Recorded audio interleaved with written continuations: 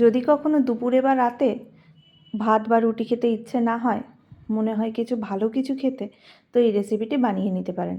একটি পাত্রেই তৈরি হয়ে যাবে। প্রথমেই কড়াইতে তেল দেবেন, দিয়ে দেবেন জিরে ফোড়ন। এবার দিয়ে দিলাম আমি কুচি করে রাখা পেঁয়াজ। এবার দিয়ে দেবো এখানে রসুন কুচি।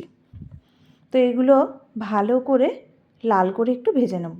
যখন এই ভাজাটা লাল হয়ে আসবে, তখন এর মধ্যে দিয়ে দেব কিছুটা জুলিয়ান করে কেটে রাখা আদা। এইভাবে আদাটা দিয়ে দেওয়ার পর আবারও কিছুক্ষণ এটাকে ফ্রাই করে নেব। এরপর আগে থেকে কেটে রাখা আলু এবং ফুলকপির টুকরো দিয়ে দিলাম। এবার স্বাদ মতো এতে নুন ছড়িয়ে এটাকে কিছুক্ষণ ফ্রাই করে নেব। ফুলকপিটা কিন্তু অপশনাল, আপনার যদি মন না চায় আপনি নাও দিতে পারেন। আমার ভালো লাগে ফুলকপি, তাই দিলাম এর মধ্যে। এবার এটাকে বেশ কিছুক্ষণ এইভাবে কষিয়ে নেব। এটা 2 থেকে 3 মিনিট পর্যন্ত কষাবো, এর বেশি কষাবো না, কারণ এটাতে আমরা এখনও যে বাকি প্রসেসটা বাকি ওটাতে এটা সেদ্ধ হয়ে যাবে।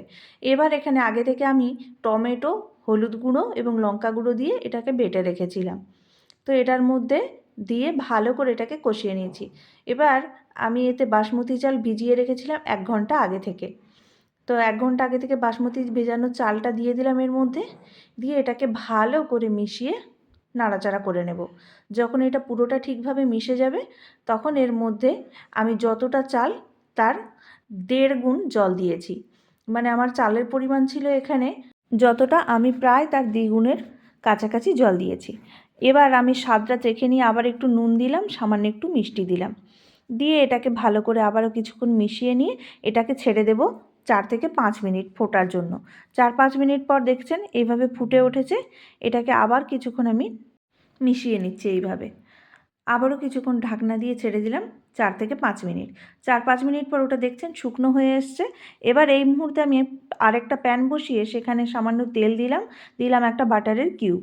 বাটারটা মেল্ট হয়ে এলে এখানে আমি আগে থেকে সেদ্ধ করে রাখা 2টো ডিম দিলাম তেজপাতা আর দিলাম 3টে শুকনো লঙ্কা।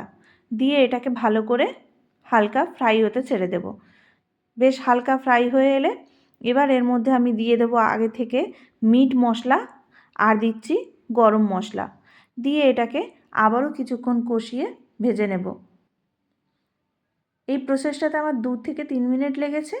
এরপর আমি ওই যে রাইসটা সেদ্ধ হয়ে গেছে এর ওপর এটা দিয়ে দিলাম। দিয়ে এটাকে ভালো করে মিশিয়ে নিচ্ছি। এটা আর এই সময় গ্যাসের ফ্লেমটা কিন্তু একদম কম থাকবে। এবার এটাকে ঢাকনা দিয়ে গ্যাসের ফ্লেমটা অফ করে ছেড়ে দেব 10 মিনিট মতো। ভিডিওটি কেমন লাগলো অবশ্যই কমেন্ট করে জানাবেন। ভালো লাগলে একটি লাইক করে দেবেন।